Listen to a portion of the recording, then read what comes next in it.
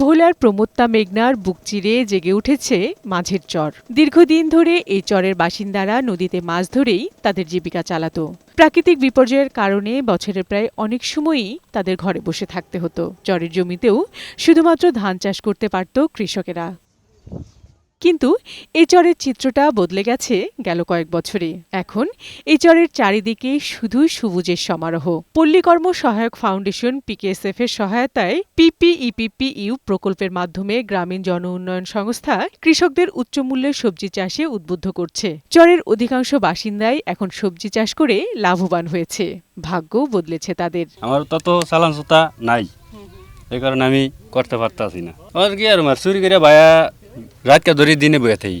আমরা জেলে কাজ করে কিছুই করতে পারতাম না, কিন্তু এখন আমরা মরিচ ডাকাতে ফাটাইলে দিয়ে দেখা গেছে টাকা আসে, মনের ভিতর অনেক আনন্দ লাগে। আগে বছরে শুধু 6 মাস এসব জমিতে ধান চাষ করলেও এখন সারা বছরই কৃষকরা নানা জাতের সবজি চাষ করছে।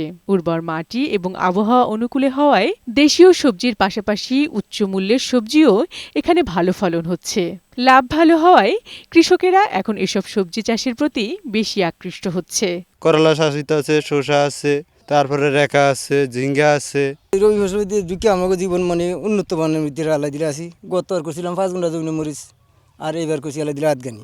গ্রামীণ জন উন্নয়ন সংস্থার পরিচালক জানান, চরের এসব সবজি দেশের অর্থনীতিতে বড় অবদান রাখতে পারবে। পুরো এলাকার যে যারা হতদরিদ্র লোক আছে তাদেরকে আমরা এই প্রকল্পের আওতায় নিয়ে আসার পরে তাদেরকে আমরা বিভিন্ন ধরনের IGA ট্রেনিং প্রোভাইড করি এবং বিভিন্ন সহায়তা প্রদান করি এবং তাদেরকে বিকল্প কর্মসংস্থান হিসাবে এই উদ্যোক্তা তৈরি করার জন্য আমরা কাজ শুরু করি। সবজি চাষে লাভ ভালো হওয়ায় প্রতি বছরই আবাদ এবং কৃষকের সংখ্যা বাড়ছে এসব চরে। বিউটি সমাদ্দার, বৈশাখী সংবাদ, ভোলা।